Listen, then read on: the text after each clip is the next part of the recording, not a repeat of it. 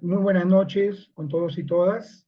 Es muy grato darle la bienvenida a esta conferencia sobre sucesión corporativa en empresas familiares, las claves del éxito. Es importante mencionar que la primera conferencia que programó ProUni fue en noviembre del año 2020. Y desde esa fecha hemos continuado mensualmente con conferencias súper transversales para todas las áreas. En esta oportunidad, este tema de la sucesión a veces se posterga o es considerado tabú entre las familias, ¿no? Porque el tema es, ¿y quién sigue después de, ¿no?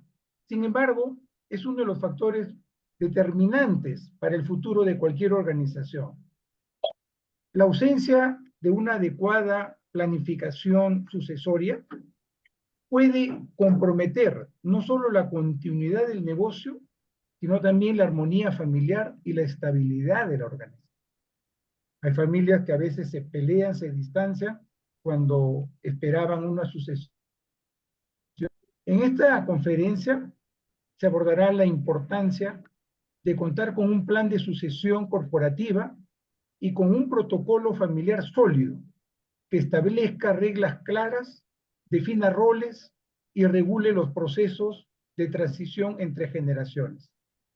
Estos instrumentos son fundamentales para equilibrar los intereses de la familia con las necesidades estratégicas de la empresa, garantizando que se preserve el legado, se fortalezca la confianza y se construya una gobernanza que permita afrontar con éxito los desafíos del futuro. En el Perú, una cantidad importante de empresas son familiares, tanto pequeñas como grandes, y todas tienen que asumir ese reto de la sucesión. Y es importante entender que más que un proceso administrativo, la sucesión corporativa representa una oportunidad para asegurar la sostenibilidad, la competitividad y la trascendencia de la empresa familiar en el tiempo. Quería indicarles también que al final de la conferencia vamos a hacer un sorteo de 3 libros, ¿no? Uno sobre ferrocarriles, otro sobre un asociado, Idan Cabello, Los susurros del dado, y también en la conversación previa que hemos tenido con el ingeniero Oscar Pizarro, también ha ofrecido donar un libro que se llama El gerente frente al espejo. Entonces, el día de hoy vamos a sortear 3 libros al final de la conferencia. Siguiendo con el programa, lo invitamos a Armando para que presente el video de la conferencia. Adelante, Armando.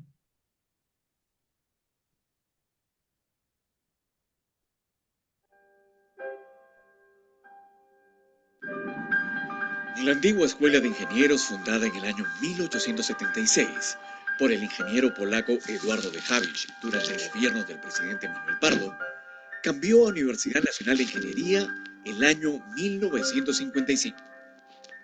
A lo largo de los años han pasado ilustres profesionales que han dejado huella en la universidad y en el país, entre los que podemos destacar a don Alberto Benavides de la Quintana, distinguido geólogo, así como a don Guido del Castillo Echegaray, distinguido ingeniero de minas.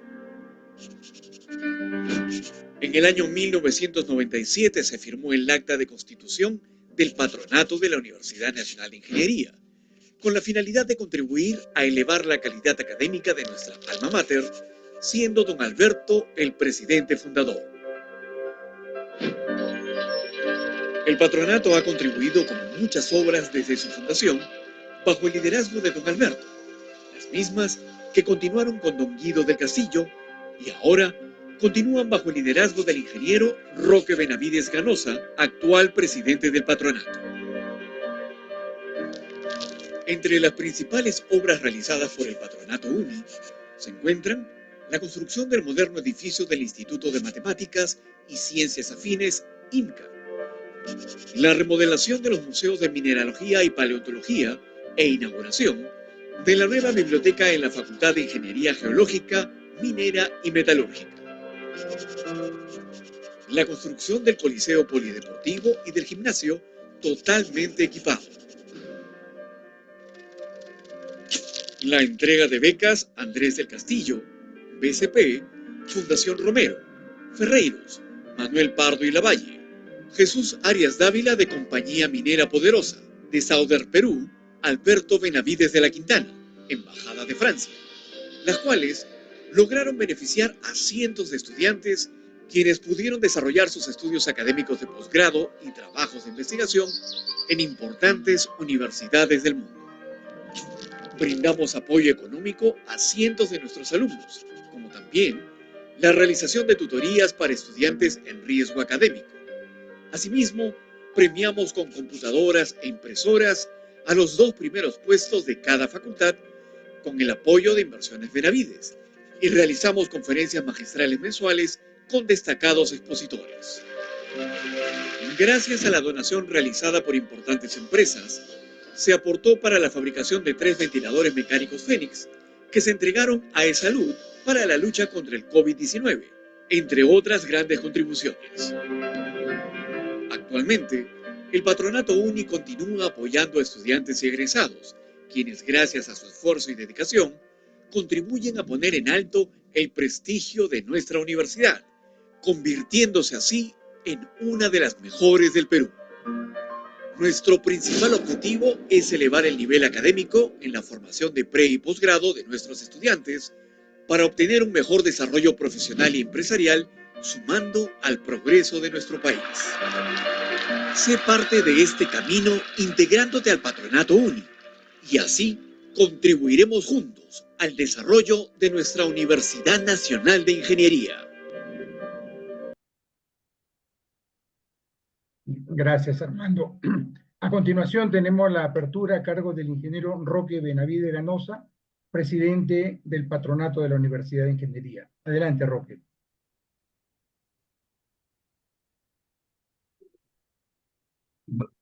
Disculpa, ¿van a poner la grabación o hablo? Ah, como gustes, como gustes. Si Bueno, gusta, ponemos... yo tengo mucho gusto de presentar esta ponencia del ingeniero Óscar Pizarro. Yo había grabado porque dudé si es que podía llegar a esta apertura. La verdad es que nuestro compromiso me hizo apurar al taxista y acá estamos desde Arequipa, hemos estado en el Perumín. La verdad es que cuando uno habla de la supervivencia de las empresas, uno tiene que entender que las empresas nacen chicas, muchas veces familiares, y posteriormente van creciendo. A veces tengo la impresión, cuando nos ha tocado discutir estos temas, que tan difícil es formar una empresa como mantener una empresa, porque siempre el crecimiento trae problemas de los huesos, de las articulaciones, y bueno, eso mismo que se aplica al cuerpo humano se aplica a las empresas. El ingeniero Pizarro es el gerente de Tai Loi y él conoce muy bien este tema y demuestra que la ingeniería también tiene que venir con gestión. Y esto es gestionar las empresas. ProUni lleva ya pues muchas sesiones y nosotros solamente tenemos palabras de agradecimiento para Óscar que nos presente en esta oportunidad un tema que siempre, siempre es importante. En el Perú, país de emprendedores, necesitamos también dar esa siguiente etapa para las empresas familiares. Los emprendimientos normalmente son familiares. En inglés dicen friends and family. Bueno, friends and family ayudan al inicio de la empresa, pero después tiene que profesionalizarse. Y estoy seguro que de eso es lo que nos va a hablar Óscar. Así que muchísimas gracias y estaremos muy atentos a lo que nos digas. Gracias. Gracias, muchas gracias. Gracias, Roque. Antes de darle el pase al ingeniero Óscar Pizarro, permítame leer su CV, resumido, por cierto, porque es muy largo.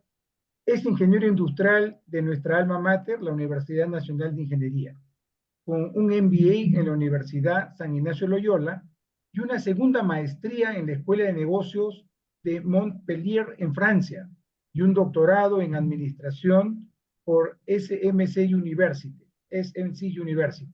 Tiene un máster en alta dirección de finanzas en la Universidad de Columbia y es Black Belt de la metodología Six Sigma. Actualmente Es el CEO corporativo de Tai Loi S.A., una de las marcas más reconocidas del retail peruano. Ha liderado equipo de ventas, de marketing y estrategia, tanto en Perú como en América Latina. También ha sido docente de posgrado y consultor en negociación y planeamiento estratégico. Es autor de 2 libros publicados por Editorial Planeta y Editorial Paidós. Uno de ellos es Yo Vendedor y el otro es El gerente frente al espejo, que justamente el segundo es que vamos a sortear hoy día, textos que exploran el liderazgo desde la práctica. Con esto le damos pase al ingeniero Oscar Pizarro. Adelante, Oscar. Hola a todos, muchísimas gracias. Muchísimas gracias, César, y muchísimas gracias, Filiberto, Armando, y un agradecimiento especial al ingeniero Benavides que ha hecho tan bonita presentación y por haber apurado al taxi para, para llegar a tiempo, lo cual yo valoro muchísimo. Voy a compartir mi pantalla para que podamos empezar con la presentación. Solo quisiera que me avisen, por favor, si es que la llegan a ver. Ya está entrando, está entrando. Listo, se puede. Todavía. Ahora sí, estaría en modo. No ¿Se estoy en modo ve? de pantalla no Hay que estoy en modo pantalla agrandarlo completa. hay que agrandarlo. Ah, no, no, entonces sí, de repente es porque tengo que compartir. Un segundito, vamos a Modo, hacer. Voy a modo compartir duplicación. completamente la. Si Perfecto. comparto completamente el escritorio, eh, ahí sí voy a poder.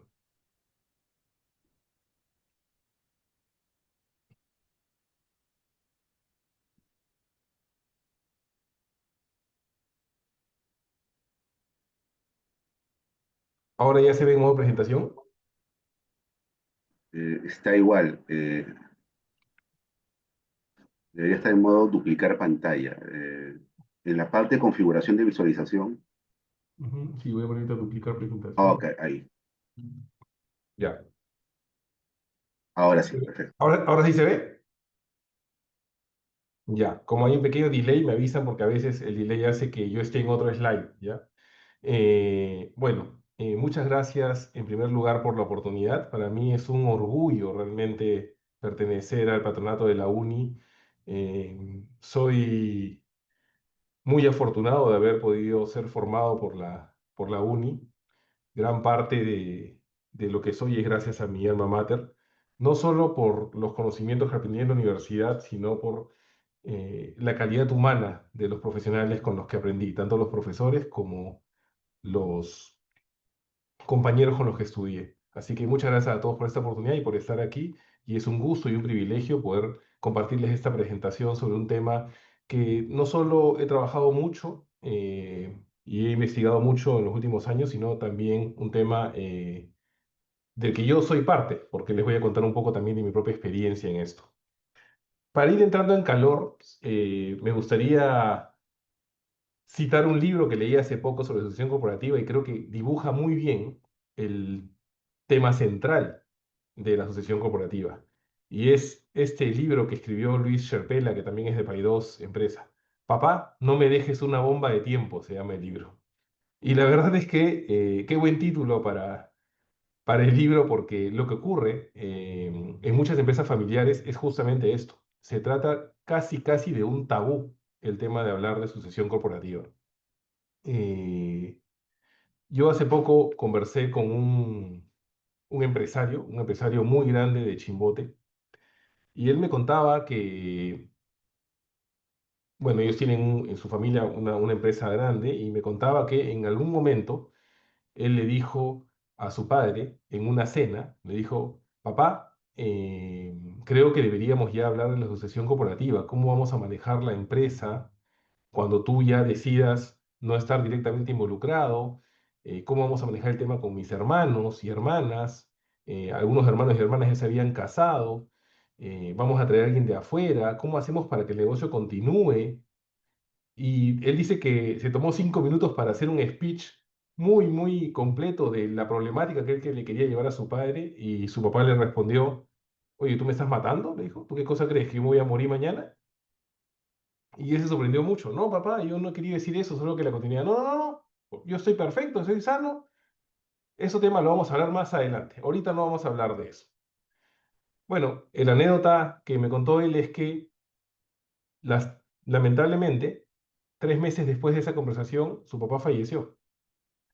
Y justamente la empresa entró en una bomba de tiempo, porque comenzaron a generarse conflictos familiares que no habían existido antes, que no solo afectaban al manejo de la compañía, sino que afectaron también notablemente a la empresa y a la familia.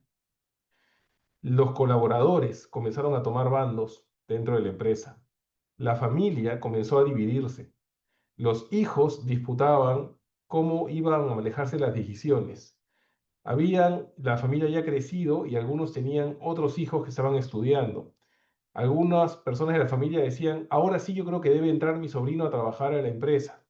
Por otro lado, se comenzó a crear una mezcla entre la cultura que había dejado el fundador y las nuevas personas que comenzaron a tomar decisiones. Al final, lo que ocurrió es que comenzaron a perder participación de mercado y la empresa comenzó a tambalear.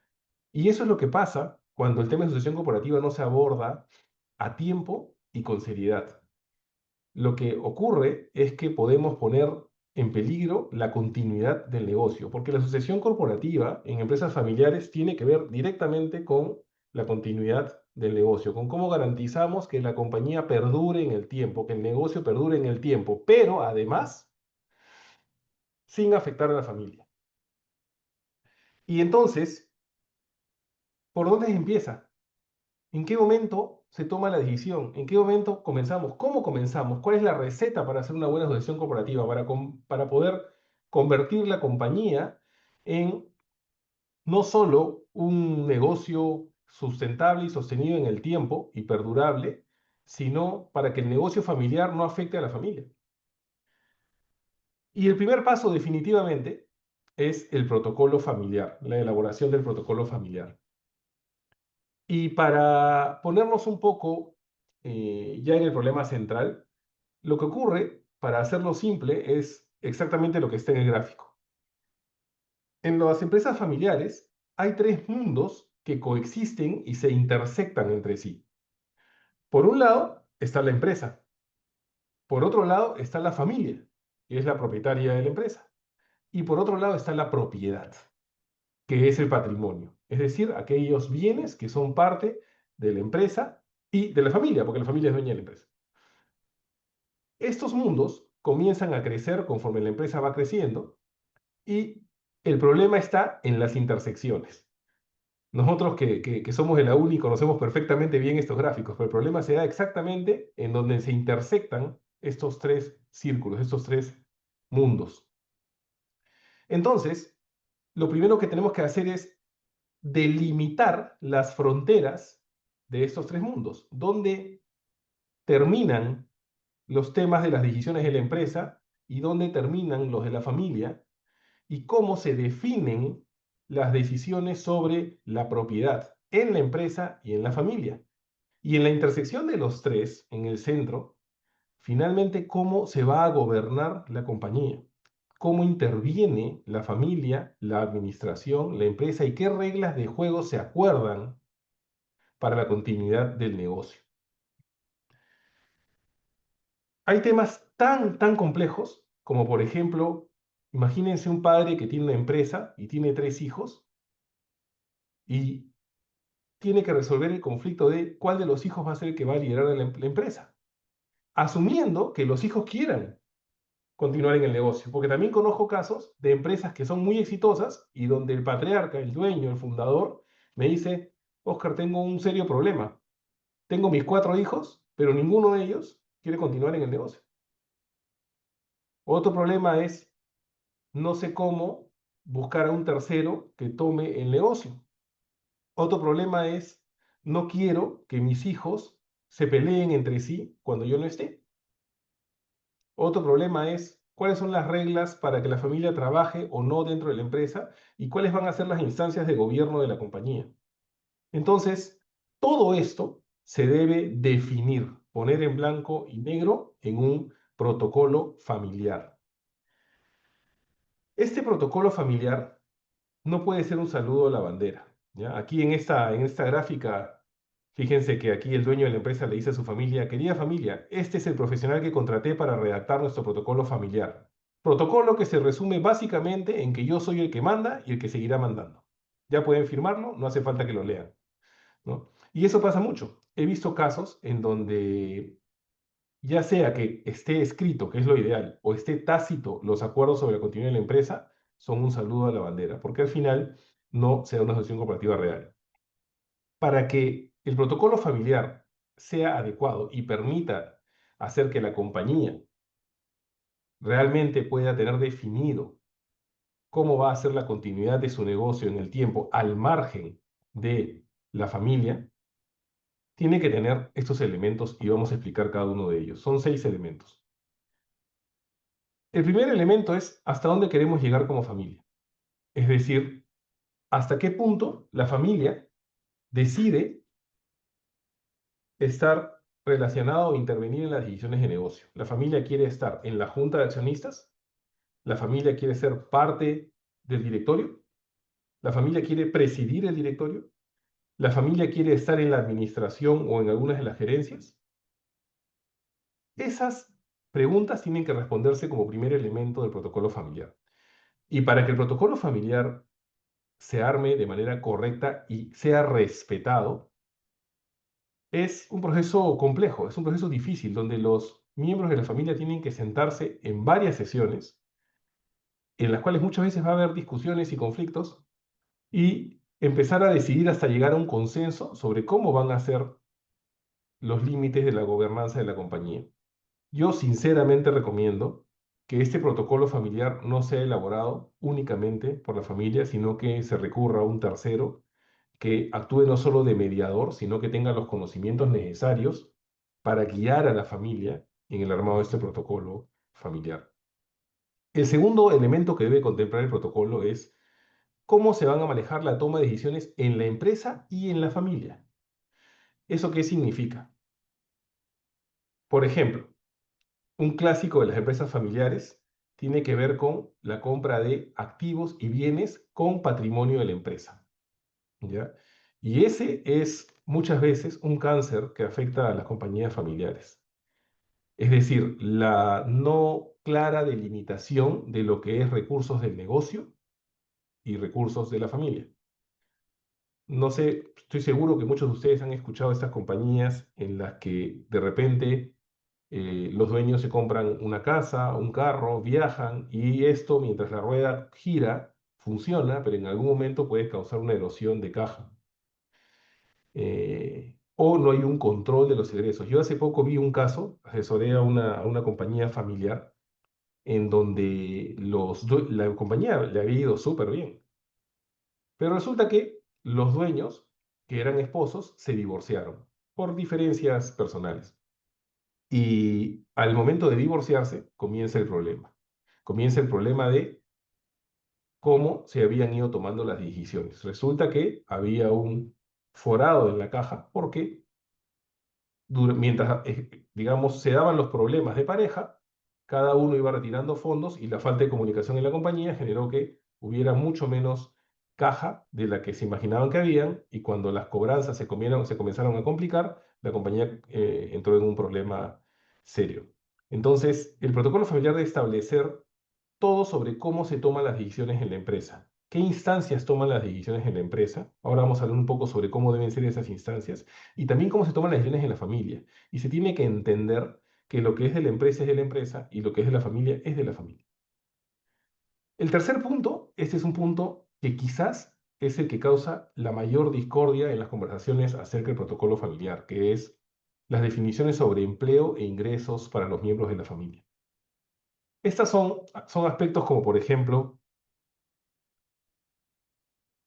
¿qué requisitos debe cumplir uno de los hijos para trabajar en la empresa? Es decir, solo por ser hijo, o solo por ser sobrino, o solo por ser nieto, ¿ya tiene un puesto garantizado en la empresa?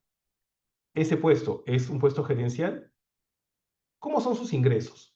Es decir, el protocolo va a definir que los miembros de la familia tienen una política remunerativa diferenciada o va a seguir las bandas salariales habituales de la empresa.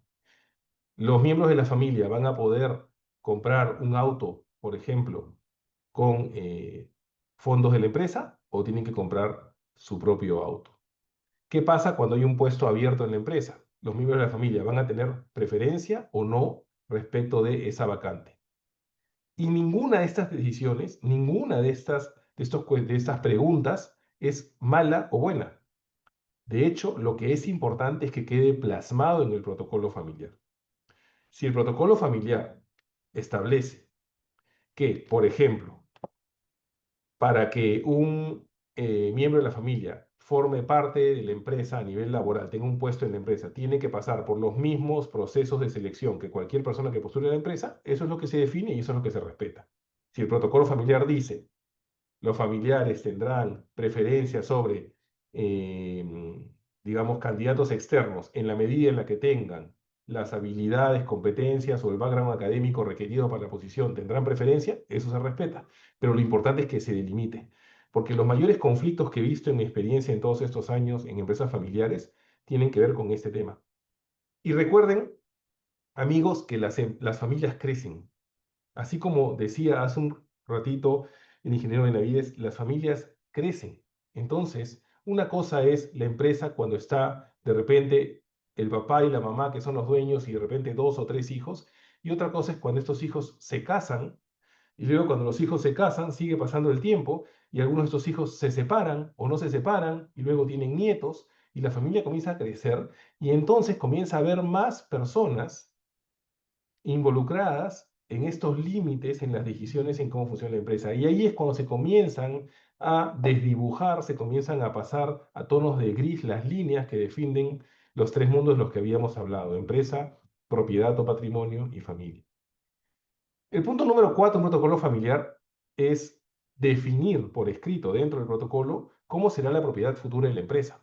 Aquí se definen cosas como, por ejemplo, si los fundadores, digamos, ya no estuvieran, ¿qué va a pasar con la empresa? La prioridad sería vender la empresa, la prioridad sería que continúe con un plan de sucesión corporativo, o de repente el paso siguiente es que se reparten los bienes entre los familiares.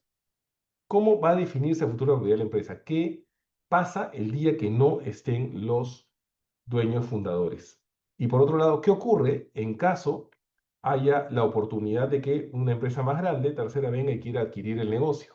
¿Cómo se definen los pasos para evaluar una venta de la empresa y cómo queda ese patrimonio y la relación de la familia en ese aspecto? Incluso he visto protocolos familiares que llegan a definir si la compañía fuera vendida. Muchas veces ustedes saben que en las fusiones la compañía que compra exige que alguno de los directivos de la empresa permanezca en la empresa por un tiempo, por un tema de know-how.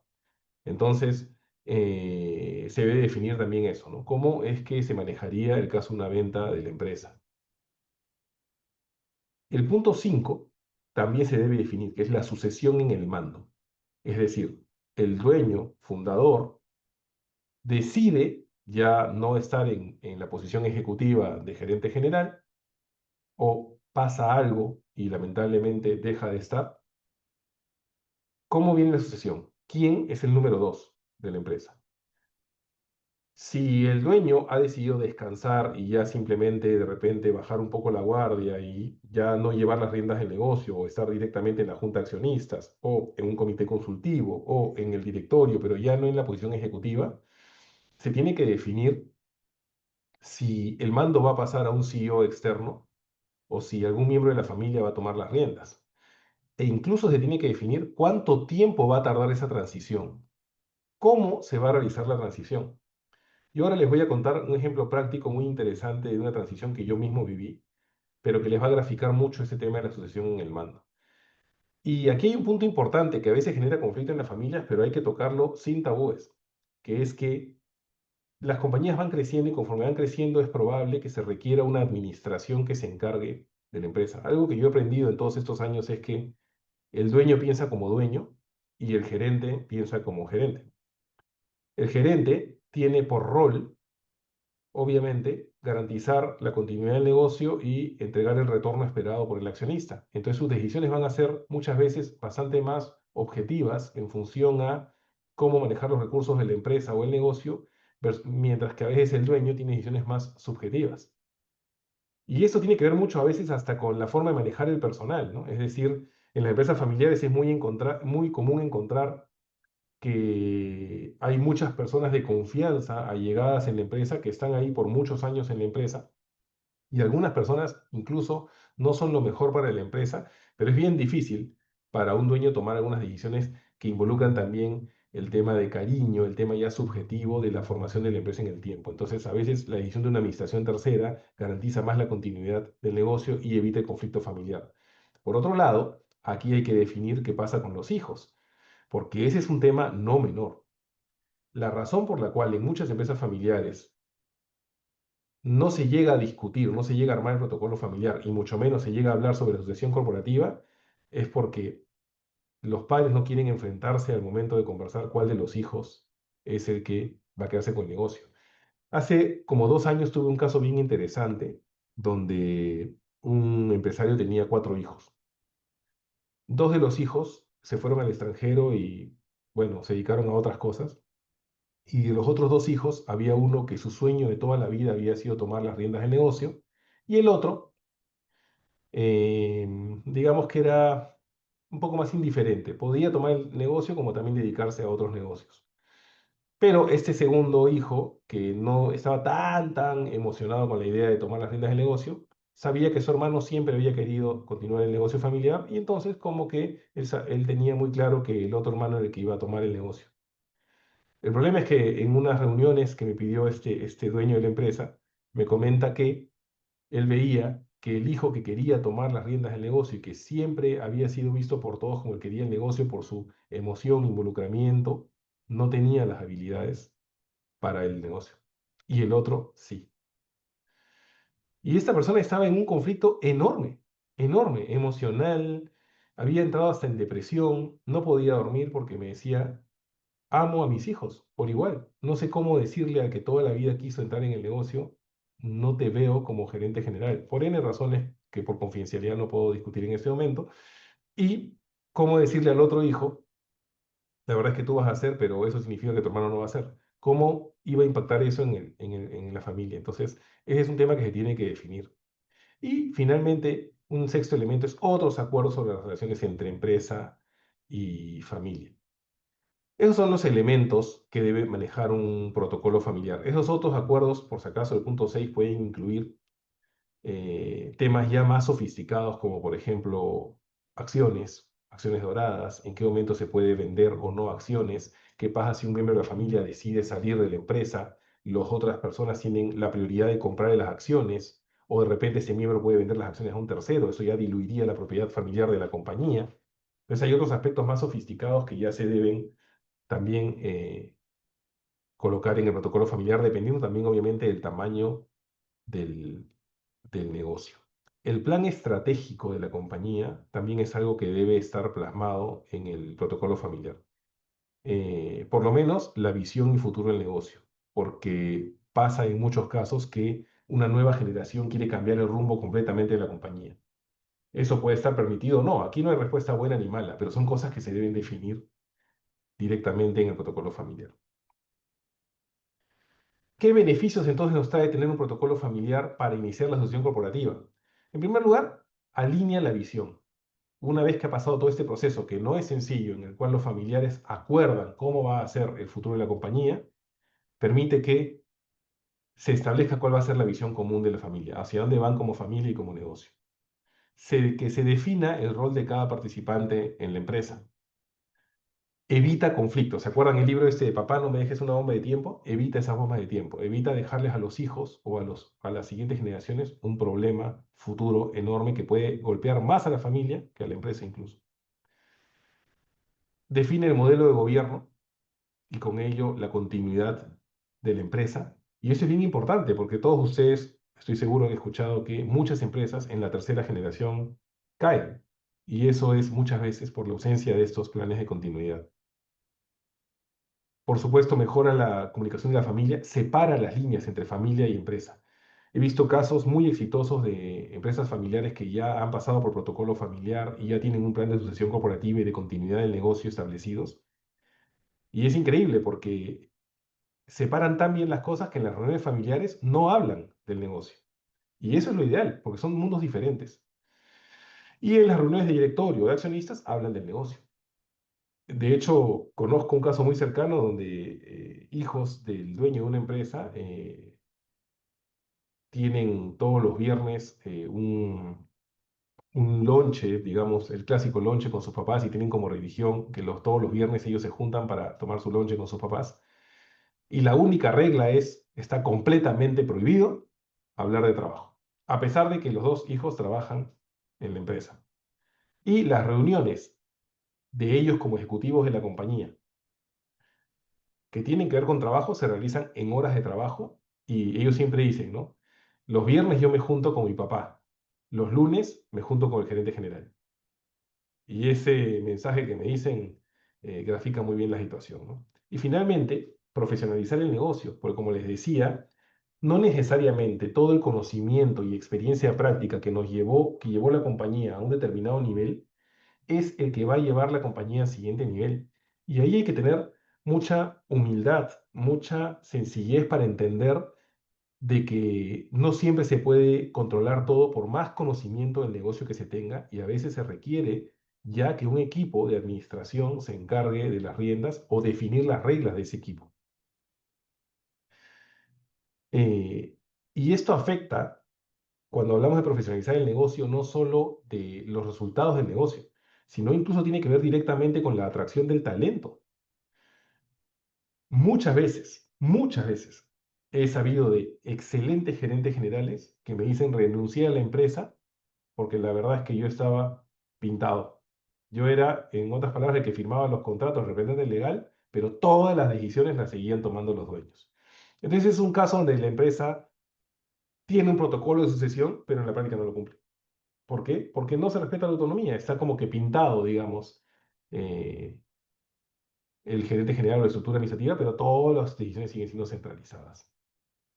Entonces, una vez que se ha definido el protocolo familiar, el siguiente paso es el inicio de la transformación, pero esa transformación es ceder la posta, y ceder la posta es una decisión vital, y es una decisión que no es fácil para un dueño. En primer lugar, porque el dueño es el que construyó el negocio, muchas veces. En segundo lugar, porque nadie va a saber tanto como el dueño. Y aquí me permito contarles una anécdota de Tailoy. Hace poco tuvimos de verdad una experiencia hermosa de escribir las memorias de Tailoy. Escribimos la historia de Tailoy en un libro que se publicó específicamente para los 60 años de Tailoy que se cumplieron este año. Y yo tuve el privilegio de poder participar en todas las entrevistas que los editores y periodistas hacían sobre la historia de Tailoy en esos últimos 60 años. Y hubo una periodista que hizo una pregunta que yo no me esperaba. Estábamos sentados, Jorge Koch, que es el socio fundador y que fue el anterior gerente general antes que yo, estaba yo y estaba la periodista. Y la periodista le dice a don Jorge, una consulta, le dice, ¿cómo manejó usted el hecho de que al llegar Oscar probablemente pensara, en algunas cosas pensara diferente que usted? Yo pensé que él iba a responder, sinceramente yo pensé que él iba a responder algo así como, la verdad es que Oscar y yo siempre estamos alineados y los dos vamos en la misma dirección. Pero la respuesta de Jorge fue brillante. Lo que dijo Jorge Koch es, bueno, yo tengo claro que Oscar nunca va a pensar como yo. Es más, después de 60 años manejando este negocio, desde que era un bazar de 50 metros cuadrados y ahora es el Tailor que todos ustedes conocen, nadie va a pensar como yo, porque nadie estuvo en el mostrador atendiendo a los clientes en el mercado central como cuando empezó Tailor. Y a veces, muchas veces, Oscar piensa diferente que yo, dijo. El tema es que yo tengo que aceptar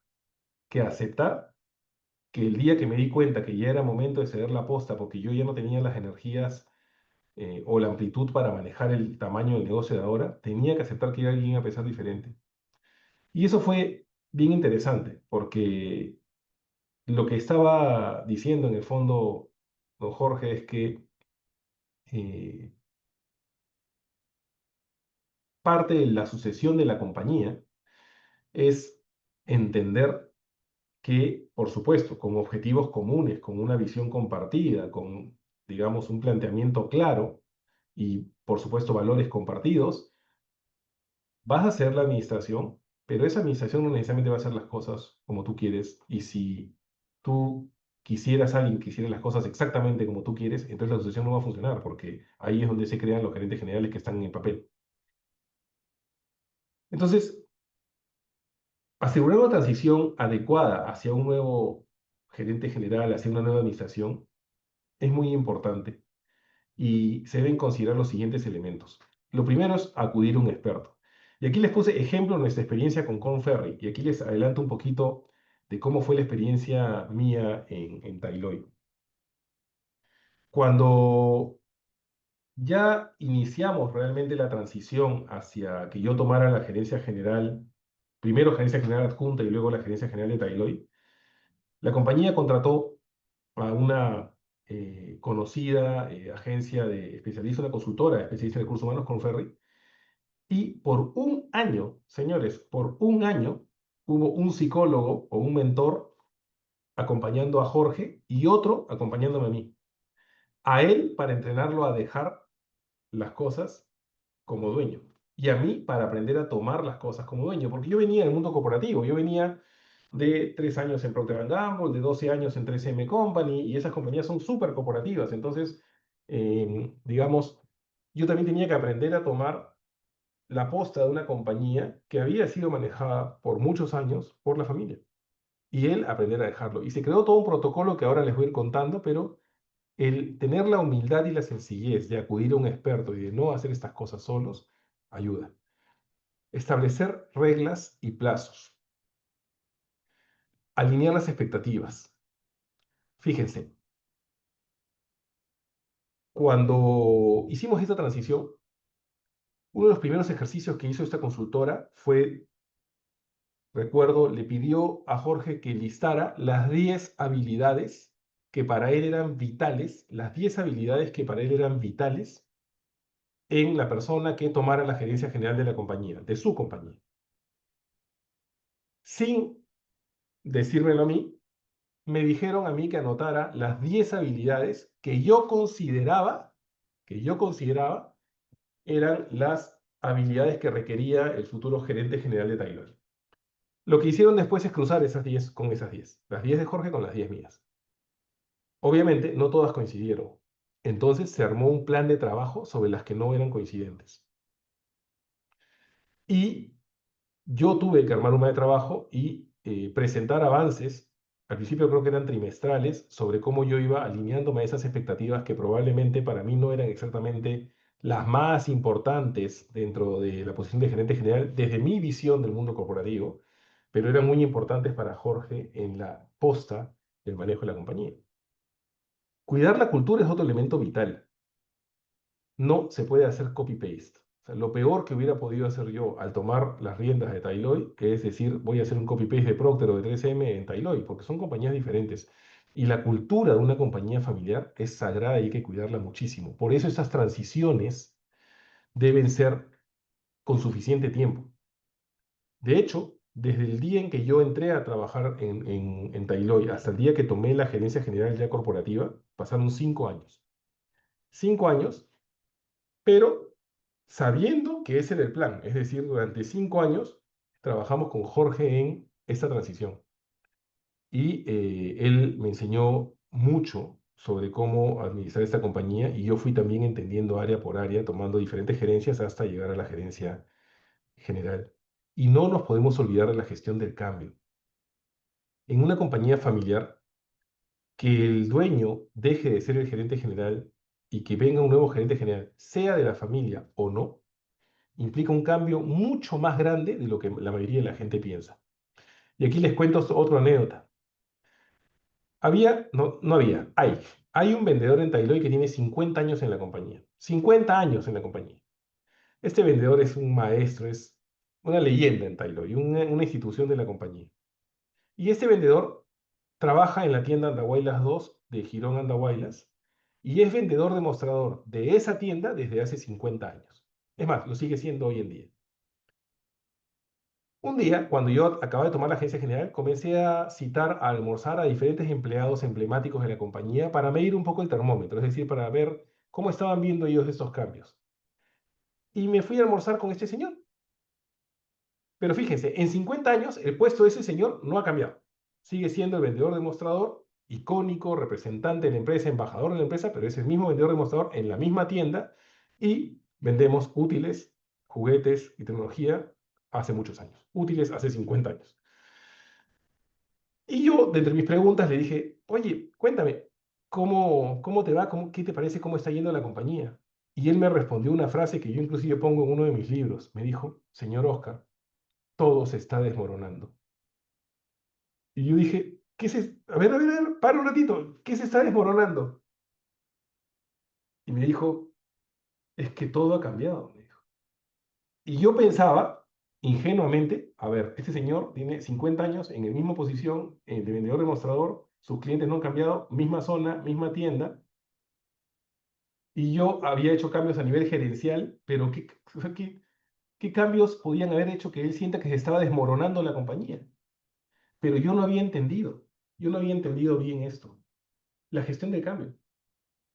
Para él era normal venir un día a la oficina de don Jorge y sentarse a conversar con él, o pedirle la aprobación de un precio al mismo don Jorge.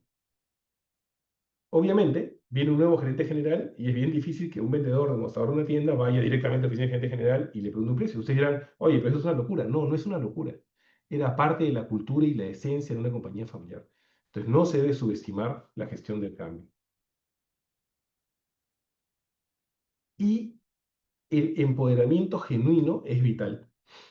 No puede haber transición adecuada o real si el dueño o dueños no están dispuestos a empoderar, ya sea hijos, ya sea un sobrino, a un nieto o al nuevo gerente general. Empoderar de verdad es ceder el control. Y duele en muchos casos en las empresas familiares. Entonces este es un proceso, como lo pongo aquí, en donde uno tiene que aprender a asumir, pero el otro tiene que aprender a soltar. De hecho, en el caso mío, se hizo todo un plan de trabajo y con la consultora, primero establecimos 10 cosas que para don Jorge, mientras yo aprendía, iban a ser muy difíciles de soltar. Y primero yo veía todos los temas excepto esas 10 cosas. Luego bajamos eso a 5 cosas. Y yo fui tomando las otras 5 hasta que un día dijimos, ya, se acabó y ahora ya está a mi cargo completamente la compañía y dejé de ser gerente general adjunto y gerente general. Entonces fíjense toda esta transición, ¿no? O sea, no es tan fácil. Entonces, ni yo puedo esperar tener el control total, ni el dueño puede esperar continuar teniendo. Es una transición que tiene que manejarse bien. Aquí también otra vez, es mejor no hacerlo solos. Pero esto parte del protocolo familiar. Si no hay protocolo familiar, ni siquiera podemos hablar de transición adecuada. Y acá les pongo otra caricatura, ¿no? Le aconsejé al difunto que siguiera al mando del negocio y no se desprendiera en vida de sus bienes, porque sus hijos tendrían a la fuerza que entenderse cuando él faltara. Bueno, el señor se murió y ya se están peleando los hijos en el mismo velorio, ¿no? Estoy empezando a pensar que algo está faltando, dice. Y esto es un chiste, pero la verdad es que se aplica mucho. Otro de los retos cuando hay la sucesión corporativa es que muchas veces el nuevo CEO tiene que ser jefe de la familia, es decir, jefe de los hijos o jefe de los nietos. A mí me pasa, por ejemplo, yo tengo dentro de mi equipo ejecutivo, de mi equipo gerencial, a 2 de los hijos del dueño. Y son gerentes que reportan a mí dentro del comité ejecutivo. Ese es otro gran reto. No solo para el CEO, porque eres jefe de un gerente que a la vez es accionista, digamos, ¿no? Sino que es un reto el cómo delimitas eso. Es decir, cómo realmente en el protocolo familiar se define que en ese momento no eres hijo o dueño, eres gerente. Y como gerente vas a tener las mismas responsabilidades, la misma necesidad de obedecer las reglas del CEO, los mismos horarios y probablemente la misma política salarial. O definir cosas diferentes en el protocolo salarial, en el protocolo familiar, pero definirlas. Porque si no, termina pasando que se crean estructuras paralelas en la compañía y eso es terrible. He visto compañías en donde hay un grupo de gente que le hace caso al gerente general y otro grupo de gente que le hace caso a uno de los hijos. O el gerente general está pintado y es más el que firma los papeles, pero realmente los hijos son los que gobiernan. O hay un desgobierno total en la compañía y se crean, eh, digamos, ambientes políticos en donde comienzan a como que negociarse los votos para tomar decisiones. Y esto le hace mucho daño a la empresa. Entonces, ¿cómo debe ser el CEO para tomar la administración de la compañía? En primer lugar, si ustedes como empresarios familiares quieren tomar a un CEO para garantizar la continuidad del negocio o para que ya tome la posta en algún momento de la empresa, primero tiene que estar alineado a la visión del accionista. Tiene que ser una persona que comparta la visión con el accionista, porque si no, la transición va a ser imposible. En segundo lugar, yo le llamo la trampa del Procter Boy. A mí, cuando yo entré a Tailoi, una persona me dijo, tú eres un Procter Boy, me dijo, y eso creo que no va a funcionar. Y yo no entendía bien a qué se refería con Procter Boy, pero lo que me explicó es que tenía miedo de que en las empresas corporativas grandes, muchas cosas ya están hechas. Todo está estandarizado, todo está parametrizado, todo tiene sus procesos, sus políticas. Y cuando llegas a una compañía familiar, muchas veces esas líneas no están establecidas. Entonces tienes que remangarte mucho las mangas para trabajar. Tienes que meterte mucho al nivel de detalle. Es como si bajaras varios escalones sobre lo que has visto en una empresa corporativa. Entonces aquí el punto es que la persona que viene a una empresa corporativa tiene que saber que su gran ventaja es que ya vio la foto final, pero tiene que entender que esa foto final tiene que trabajarse hacia atrás. Es decir, sabiendo cómo es la foto final, empezar a trabajar para llegar a ese escenario. Pero no puedes pretender que la compañía va a funcionar como si fuera una compañía corporativa al inicio de la transición. Como vienes a ser el nuevo CEO y vas a liderar esa transición, tienes que ser más líder que técnico. Eso es muy importante. El liderazgo, la comunicación, el manejo de la cultura aquí es vital. Tienes que estar dispuesto a empezar desde la base. Y esto es bien importante. Yo siempre digo, hay que cuidar la cultura, pero transformar la gestión. A veces se confunde cuidar la cultura con no hacer nada porque chocas con la cultura. No, es cuidar la cultura, pero transformar la forma en cómo se hacen las cosas. Tiene que ser un gran armador de equipos porque el primer rol de un nuevo CEO es armar el equipo o recomponer el equipo. Tiene que tener la capacidad y el valor de retar al dueño. Y esto es bien importante porque a veces el CEO nuevo tiene que enfrentarse a una discrepancia con el dueño. Y aquí lo importante es que es tu rol discrepar con el dueño si es que tienes un argumento que tú consideras válido y sustentarlo y luego llegar a un consenso.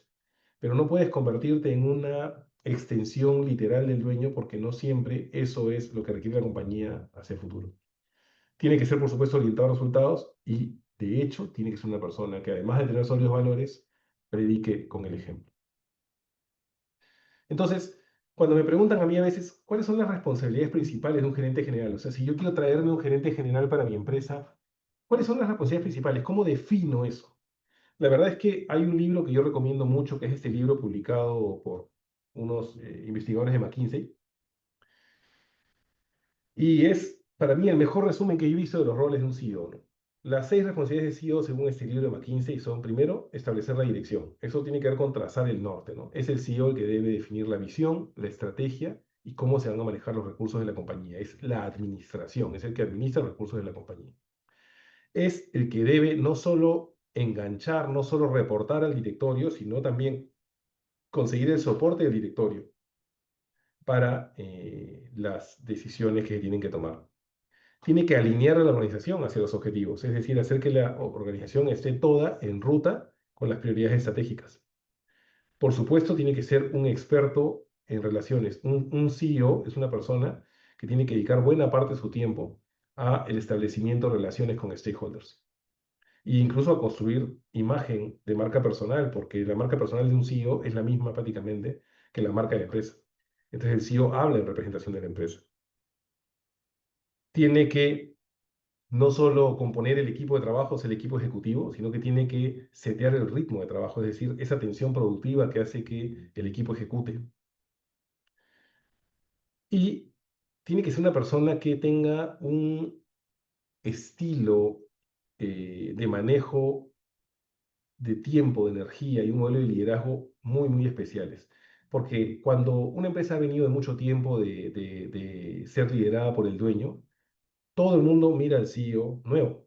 Y es bien importante que este CEO nuevo proyecte una imagen que los demás decidan seguir. Recuerden que la gente no sigue lo que los líderes dicen, la gente sigue lo que los líderes hacen. Y entonces hablábamos hace un rato de las instancias, ¿dónde puede encajar la familia? Básicamente el gobierno de una compañía corporativa tiene tres instancias. La Junta General de Accionistas, que son los dueños de la compañía, y la Junta General de Accionistas puede definir un directorio o un comité consultivo, y este directorio es quien a la vez maneja a la gerencia general y además decide o elige al gerente general. Entonces, en este cuadrito les planteo un poco cuáles son las diferencias, los roles entre el directorio, la gerencia general de accionistas, porque muchas veces no están muy claras esas líneas, pero deben estar claras. La gerencia o el gerente general es quien elabora el plan estratégico y propone ese plan al directorio. El directorio aprueba el plan estratégico y la gerencia tiene que ejecutar la estrategia. El gerente general es el que elabora el mapa de riesgo, informa al directorio y gestiona los riesgos, genera todos los planes de mitigación de riesgos, manejo de crisis y mapea los riesgos que puede enfrentar el negocio en futuros para presentárselos al directorio. El directorio supervisa ese plan de mitigación de riesgos. El directorio designa al CEO y también lo evalúa. De hecho, quien me mide a mí, por ejemplo, mi evaluación de desempeño anual, es el directorio. Y aprueba los sistemas de compensación variable de la compañía. Es el CEO el que designa al equipo gerencial y es una responsabilidad del CEO. El directorio no debería designar al equipo gerencial. Es el CEO quien designa al equipo gerencial y, por supuesto, presenta esta nueva organización al directorio. El CEO es el que presenta en todos los directorios el reporte de gestión o los resultados de la compañía y es el directorio el que define las políticas y supervisa este control de gestión de la administración. ¿Y qué hacen los accionistas? Los accionistas no tienen un carácter permanente, no es que todas las juntas no tienen una, digamos, necesariamente una periodicidad exacta como sí la debe tener el directorio. Son quienes designan al directorio, son quienes a la vez aprueban los estados financieros auditados. Determinan, por supuesto, la política de dividendos junto con el directorio, porque eso tiene que ver con cuánto esperan ellos que retorne a la compañía. Hay diferentes tipos de políticas, normalmente respecto del porcentaje de la utilidad neta que se va a repartir. Decisiones sobre cambios de capital, por supuesto, corresponden a los accionistas y pueden tener decisiones también sobre liquidación de la sociedad, venta de la sociedad o temas de acciones.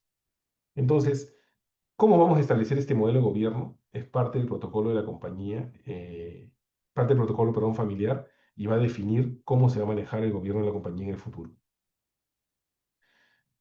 Y aquí hay un detalle que yo siempre digo, el detalle que faltaba. Hay una posición clave que muchas veces se deja de lado, es el CFO. Ojo que aquí no estoy hablando del CEO, sino el CFO.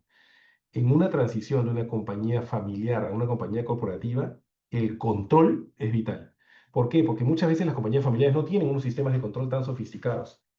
Entonces, el control de la caja, el control de las finanzas, los estados financieros que reflejen lo que es real en una empresa, son manejados por el CFO. Y es el CFO el que debe funcionar como un contrabalance del CEO. Entonces, cuando se habla de sucesión corporativa, muchas familias se preocupan mucho del CEO y dejan de lado la posición del CFO. Para mí es tan importante como la designación del CEO, el CFO, el financiero. Eso le da tranquilidad a la familia de cómo están siendo controladas las finanzas de la compañía e incluso le da estabilidad a nivel de saber que pueden dormir tranquilos y que no van a terminar mañana en un problema legal. Y, y la verdad es que muchas veces cuando uno ve los balances o los estados de pérdidas y ganancias de una compañía familiar, estos estados financieros muchas veces yo he visto cosas que son maquilladas. Por ejemplo, es común ver en las cuentas del activo préstamos accionistas, por ejemplo, que es realmente muchas veces un dividendo maquillado, ¿no? Que ya ha sido entregado y que no se va a cobrar, pero aparece como cuentas por cobrar, entonces infla el activo. Temas de deuda. Muchas veces las empresas familiares no reflejan bien sus inventarios y no se refleja cuánto del inventario es merma o cuánto del inventario está perdido. Las cuentas por cobrar también, muchos casos he visto donde no se reflejan a ciencia cierta los incobrables. Entonces termina pasando que lo que dice el balance es una cosa, pero lo que pasa realmente es otro y la caja termina sufriendo. Entonces ahí un buen CFO es muy, muy importante. Además, el CFO, como les decía yo, es el contrabalance del CEO. Y como les digo, no al copy-paste. ningún CEO que viene de afuera debe hacer un copy-paste de lo que vio antes en la compañía. Se trata de una transición ordenada y cada negocio es distinto. Entonces, en estos años que estoy en Tailoy, 10 años ya en Tailoy, yo he vivido este protocolo, este procedimiento de transición. Y la verdad es que todo está definido para el futuro de la compañía. Está definido que el directorio es externo, que el presidente del directorio no es un accionista, ni lo será. ¿Cuántas sillas del directorio tiene la familia accionista? ¿Cuántos son externos completamente? Que el CEO siempre es externo, que ningún hijo de la familia puede tener el puesto de CEO, que un miembro de la familia tiene la misma política salarial, remunerativa y de evaluación de desempeño exactamente que cualquier empleado de la compañía, que para ser gerente en la compañía un familiar tiene que haber sido gerente en otra compañía primero. Entonces hay una serie de protocolos que han permitido que Taylor no solo tenga hoy 60 años, sino que en el futuro continúe siendo la compañía que es. Entonces, es un ejemplo importante de la continuidad del negocio, pero que realmente empieza con la visión de la familia. O sea, es la familia la que un día dice, ¿saben qué? Ya es momento, ya es un tamaño en el que tenemos que pensar en la asociación corporativa y vamos a armar reglas. ¿Por qué? Porque queremos que la familia continúe en armonía, así como el negocio continúe en el tiempo. Entonces, ¿qué aprendizajes clave les puedo dejar? Primero, no existe una sucesión real sin el compromiso de los accionistas. Segundo, el objetivo primordial, acuérdense, es la continuidad del negocio. Aquí no hay temas personales, ni que me cae mal este primo, esta prima, no me gusta la esposa de mi hermano. No, esto es la continuidad del negocio. Poner meritocracia y liderazgo por encima de los lazos familiares. Quienes conducen la empresa deben ser los que tengan los mayores méritos, el mayor background académico, la mayor experiencia y mayores habilidades. Los lazos familiares no son la prioridad en el tema de manejo de la compañía. Idealmente, algunos familiares tienen las habilidades, pero siempre la meritocracia es importante. Es importante como aprendizaje que se tienen que establecer los límites entre familia y negocio. ¿Cómo se hace eso? Con el protocolo familiar. Respetar las autonomías. Si yo defino nuevas posiciones en la administración, tengo que respetarlas. Como les decía, en todo el proceso buscar ayuda de expertos en esto. Establecer prioridades, pero un plan de transición que no se quede en el papel. Y para eso tiene que tener hitos medibles. Pensar que es clave el buen gobierno corporativo. Mientras la compañía es más grande, más auditada y visible es, y tengo que armar un buen modelo de gobierno corporativo.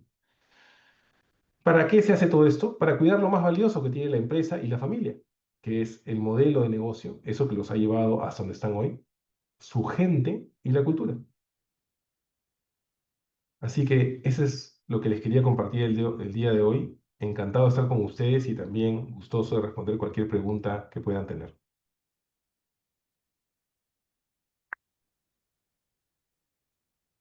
Gracias, Oscar, muchas gracias. La verdad que muy ilustrativo y también muy didáctico. La verdad, mis más sinceras felicitaciones. Muchas Ahora, gracias. continuando con la agenda, le doy el pase al ingeniero Filiberto Revilla para que conduzca el tema de las preguntas que han sido formuladas a través del chat. Adelante, Filiberto. Gracias, César. Bueno, felicitaciones, Oscar, por la brillante exposición. Es un tema, pues, importantísimo en el Perú, sobre todo, pues, que sabemos que el 94% de las empresas en el Perú son microempresas. Son empresas que facturan menos de 800.000, bueno, según la SUNAT, menos de 800.000 soles al año, ¿no? Entonces, ahí viene una pregunta que es, con la experiencia que tú tienes, ¿qué monto de facturación debería tener la empresa para justamente hacer esta sucesión, ¿no? Porque obviamente, como tú dices, hay que contratar a un consultor, va a haber un gasto del dueño de la empresa. Entonces, esas, según SUNAT, son las que facturan más de 12 millones de soles. O sea, estamos hablando de menos del 1% de las empresas que hay en el Perú. Entonces, ¿qué nivel de monto podríamos estar hablando? Mira, es una excelente pregunta. Yo creo que no se trata exactamente de un monto. Es difícil establecer eso porque hay diferentes realidades en cada empresa y en cada familia. Lo que creo que hay es ciertas señales e indicadores que hacen que un empresario ya deba pensar en un plan de sucesión. Primera señal es que la familia comience a crecer y eso puede traer complicaciones a futuro para la empresa. Segunda señal es que el negocio haya crecido a un punto en el que se sienta que ya el dueño no tiene la capacidad de controlar todo el negocio o que quiere ya también bajar un poco la guardia. Tercero, que digamos, la edad de las personas que manejan la compañía, ya sea una edad en la que puede pasar que si estas personas faltan, no haya una base armada en la compañía y se caiga. Por supuesto que tiene que, para hablar de sucesión corporativa, tenemos que hablar de un negocio, pues, ya relevante, ¿no? Sin embargo, yo les digo la verdad, he conocido casos de empresas constructoras, pequeñas, que han hecho planes de sucesión para que la compañía continúe en el tiempo, porque al final se supone que la compañía va a seguir creciendo y esto es como más o menos como si nosotros nos preguntáramos, oye, ¿a partir de qué monto unos padres deberían hacer un testamento? Eso es un poco variable, va a depender de cada caso, pero muchas veces el hecho de hacer un testamento permite evitar conflictos futuros. En el caso de una empresa no solo evita conflictos futuros, sino garantiza la continuidad del negocio. Mm, ok, ok, Oscar, no me quedó claro. Mira, tenemos otra pregunta acá del señor Rubén Tobar. Dice, ¿por qué las empresas familiares no atraen a directivos profesionales? Mm. A ver, hay varias cosas, ¿ya? Lo primero es que un profesional calificado espera que si es reclutado por una compañía familiar, realmente le van a permitir ejercer. Lo que yo más veo en estos casos, es lo que yo más veo, es ejecutivos que dicen, mira, la verdad es que me contrataron, pero el dueño seguía tomando todas las decisiones y todo lo que me dijeron que iba a poder hacer yo no lo podía hacer y al final eh, no se han cumplido las expectativas del puesto que tenía, ¿no? Se crean estos puestos, como les digo, en el papel. Ese es, creo que lo que más se repite. En segundo lugar, eh, está este tema que a veces ocurre de esta falta de aceptar que no vas a estar siempre. Pasa mucho en los empresarios peruanos, pasa mucho en los empresarios peruanos que se aferran al negocio, creen que realmente el negocio jamás va a funcionar sin ellos. Eh, pero ese es el problema principal. Es decir, tú tienes que construir una empresa que funcione sin ti, no construir una empresa que solo funcione contigo.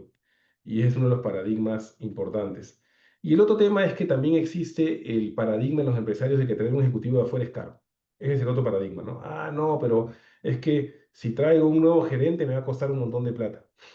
La verdad es que traer un gerente calificado tiene un costo, pero normalmente la aceleración que puede tener una compañía con una persona calificada puede ser mayor que el costo.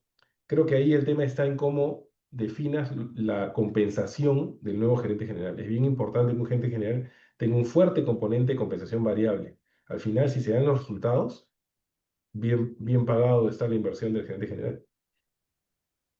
Claro, claro que sí. Ahora, eh, complementando la pregunta, claro, tú has dado algunas características del por qué pues, el dueño de la empresa debería hacer el plan de sucesión, pero ¿cuándo es que el dueño decide en todo caso vender? ¿No? Porque el problema es que al no, como tú dices, al no encontrar en la familia, en los hijos, alguien que pueda pues tomar el control de la empresa, al final la empresa obviamente empieza a decaer y termina mal vendiéndola. Pero también sabemos que para que la empresa se pueda vender, muchas veces necesita tener pues una estructura, necesita tener alguna características exitosas para que pues tú la puedas vender a un precio adecuado. Entonces, ¿cómo maneja ese tema el dueño en el tema de la venta? Mira, un tema crucial aquí en las empresas familiares es entender cómo se ve desde el punto de vista del dueño la sucesión de la compañía. Es decir, mira, puede ser que los hijos no estén interesados en el negocio, ninguno está interesado en el negocio y él dice, bueno, mejor vendo la compañía y simplemente todo ese patrimonio construido lo reparto entre mis hijos. Puede ser que sí hayan hijos interesados en el negocio, pero como familia, para evitar conflictos, decidan vender la compañía. Y lo otro es lo que tú bien has dicho. ¿Qué pasa si sí quisieran vender la compañía, pero todavía la compañía no está lista como para venderse y no quieres malvenderla, ¿no? Entonces, si ya hay la firme decisión de explorar la posibilidad de una venta de la compañía, yo creo que ahí, más que la sucesión hacia una gerencia general, es crear un comité consultivo o un directorio que tenga la misión de preparar la compañía para una venta. De hecho, hay directores para cada tipo de situación de la empresa y yo he visto varias empresas cuyos directores son especialistas en, digamos, preparar la compañía para ser vendida porque ya los dueños, que son los accionistas, saben que la compañía va por ese rumbo. Entonces, ese directorio es el que va a comenzar a evaluar cómo aligerar la empresa, mejorar la caja, digamos, embellecer a la empresa para que ésta sea vendida lo mejor posible, ¿no? Eh, y lo otro que también es importante es que siempre uno tiene que tener una idea constante del valor de la compañía. No es un mal ejercicio valorizar la compañía. A veces los dueños se dan sorpresas, ¿ah? Tuve un caso, hace poco, ¿ah? Hace poco tuve un caso de un empresario que me contó que quería vender su empresa. Y yo le pregunté en cuánto quería vender su compañía. Y me dijo que su compañía valía más o menos 30 millones de soles, que él quería venderla en 30 millones de soles. Y yo le comencé a preguntar, sé algo de fusiones y adquisiciones, le comencé a preguntar cómo es, o sea, cómo había llegado a los 30 millones de soles. Y me comenzó a contar un montón de cifras y al final yo, así al ojo, más o menos por múltiplos de EBITDA, por deuda financiera, por flujo de caja descontados, calculé que su compañía valía 4 millones de soles, descontando deuda. Entonces él quería 30 y yo había calculado 4. Y le dije, una consulta, ¿cómo? O sea, ¿por qué crees que te van a pagar 30? Y me dijo, tú no sabes todas las noches que yo me he pasado en vela trabajando por esta empresa. Y fíjense, ¿no? Claro, es verdad, estoy seguro que ha sido así. La pregunta es si eso es cuantificable, porque al final todas esas noches en vela han llevado a que la compañía valga esos 4 millones, pero no esos 30. Entonces a veces hay una falsa expectativa. Yo sí creo que una compañía que esté evaluando vender debería hacer el ejercicio de valorizar, porque a veces eso facilita la decisión. Claro, claro que sí. Oscar, tenemos otra pregunta acá del señor Pedro Mendoza. Dice, siendo un tema complejo el de la participación de la familia en la gestión, ¿cómo ves la participación de los cónyuges de los familiares? Eh, Es un tema, realmente, es un tema, ¿ya? Y yo creo que lo clave es ahí el protocolo familiar, como les decía, o sea, establecer cuáles son las reglas para que alguien de la familia esté o no en la empresa. No importa si eres suegra, nuera, cónyuge, el ser amado, quien sea. El tema es cuál es la meritocracia para que estés en la compañía. De hecho, yo conozco una compañía muy importante en Arequipa, justo en Arequipa, donde están muchos de ustedes ahorita, donde quien maneja la compañía y es el gerente general es el yerno del dueño. El yerno del dueño. Y tú dices, oye, y ojo, tiene hijos, ¿ah? ¿Y por qué el yerno? Bueno, porque cuando definieron en el protocolo familiar el perfil de la persona que manejaría la gerencia general, era el yerno el que tenía esas competencias. Pero como todo estaba cristalino en el protocolo familiar, los hijos entendieron que era la persona más capacitada. Entonces, el tema es reglas claras. No es, oye, ponla porque es mi esposa, o ya me casé, entonces mi esposa tiene que tener chamba en la empresa, ¿no? No es tampoco, no, pues es que yo quiero ayudar a mi sobrino, porque el otro quiere ayudar al hermano, entonces el otro quiere ayudar al tío, y al final la compañía se convierte en una beneficencia que lo único que hace es engrosar el negocio. Tienen que estar las reglas claras. De acuerdo, Oscar. No, a mí la verdad que me ha servido bastante porque como tú sabes, yo también tengo una empresa Familiar. y bueno, es familiar, es la primera generación. Entonces siempre me pregunto, pues, bueno, mis hijos están pequeños, tengo un hijo de 29 años, pero siempre el tema es, pues, por eso te preguntaba, y la pregunta iba a venir, ¿y cuándo es la fecha? Porque, claro, si tienes tus hijos pequeños, es complicado, pues, ¿no? Que asuman las riendas.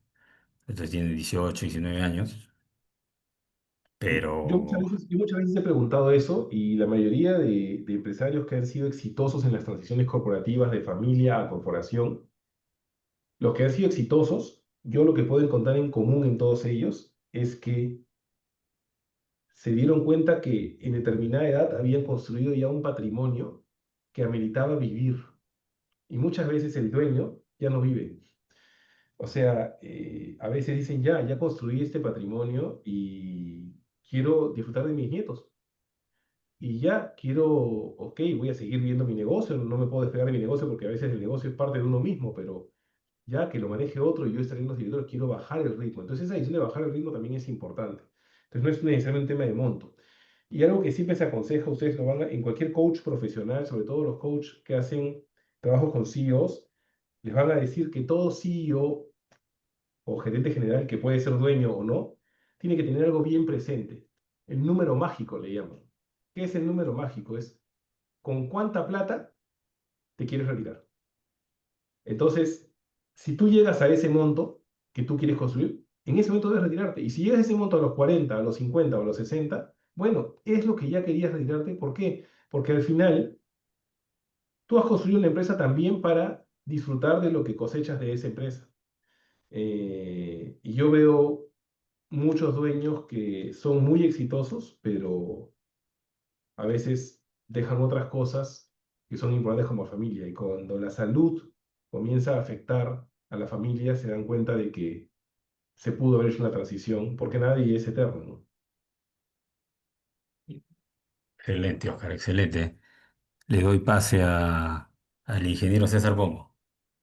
Gracias, Philip. Dentro de lo que habías comentado, Oscar, habías mencionado el tema de algunos dueños de empresas cuyos hijos no quieren saber nada o no les interesa, ¿no? Ujú. ¿Qué recomendarías para ellos? Yo creo que lo peor que puede hacer un empresario es obligar a su hijo a estar en la empresa cuando no quiere estar en la empresa. Eso es lo peor que puede ocurrir. Eso es como cuando tú tienes un hijo que quiere ser ingeniero y le dices, pero todos somos abogados, ¿no? Y tienes que ser abogado. Eso es una receta del fracaso. Eh, ¿Saben qué es lo que pasa? Lo que pasa es que en lo que yo he podido ver, lo que le costó a un empresario llegar a un determinado punto de su empresa es muy diferente en la perspectiva de los hijos. Los hijos ya han cosechado, ya han vivido una realidad diferente. Y yo he conocido muchos hijos que me dicen, yo no quiero el negocio de mi papá, no quiero. Y yo digo, ¿y por qué? Si tu papá tiene un súper buen negocio, ¿por qué no? O sea, si ya estudias en la universidad, ¿por qué no quieres trabajar en el negocio? Y me dicen, porque yo ni loco quiero estar 24 horas metido en la empresa como mi papá. Y claro, ven otra perspectiva del negocio. Por otro lado, hay chicos que han estudiado otra carrera. Conozco un empresario gigante, gigante, que los dos hijos le han salido médicos. No tiene nada que ver con el negocio. Los dos son médicos. Entonces, bueno, son médicos y los hijos tienen que ser felices. Ahí el punto es que eso no los limita de ser accionistas, o sea, miembros de la junta de accionistas o miembros del directorio. Simplemente que no estarán en la administración. Y eso no tiene nada de malo. No creo que se deba forzar a los hijos a continuar el negocio familiar, ¿no? Se van a reír un poco, pero yo conocí en México, de hecho, asesoré a una empresa en México que era una funeraria. Entonces, este, el dueño me decía, yo no sé por qué mis hijos no quieren trabajar en el negocio. Yo le decía, ¿en serio no sabes? Le decía, porque, bueno, pues no, o sea, no sé si la funeraria es el negocio aspiracional de todos los hijos que aparecen, ¿no? Pero él me decía, es que este negocio es muy noble. Estoy seguro, le decía yo, pero no sé si yo quisiera trabajar en la funeraria tampoco, ¿no? Y esa es la realidad. Bueno, muchas gracias, Oscar. Realmente ha sido una exposición brillante, ¿no? Nos has comentado un libro, ¿no? Yo creo que hemos tomado nota. Papá, no me dejes una bomba de tiempo. Yo creo que hay Sí. que revisarlo con detenimiento, ¿no? Nos ha llevado por varios temas, ¿no? El protocolo familiar, los beneficios del protocolo familiar, la importancia de asegurar una transición adecuada, ¿no? El perfil del CEO, los roles del CEO, ¿no? Así como también el rol del CFO, ¿no? Y has terminado con aprendizajes claves. La verdad, muy clara tu presentación. Entiendo que la vas a compartir para hacerla llegar a todos los participantes. Igualmente, el video de esta conferencia también se va a enviar. Agradezco también la participación de personas acá desde Arequipa. Yo estoy en Arequipa, Filiberto en Arequipa, de Arequipa, ¿no? De la Universidad San Agustín de Arequipa, que siempre nos acompaña. También desde Salinas, cerca de San Francisco, en Estados Unidos, que también nos acompañan. Y seguramente muchos otros más que están en diferentes partes de nuestro Perú y también quizá de fuera, ¿no? Entonces, agradezco a todos ellos, te agradecemos, Oscar, igualmente para Armando, que hace posible esta transmisión, igualmente a Filiberto con su apoyo. Muy bien, con esto damos nuevamente las gracias a Oscar y a todos los participantes y los esperamos ver en la próxima conferencia del mes de octubre. Muy buenas noches con todos.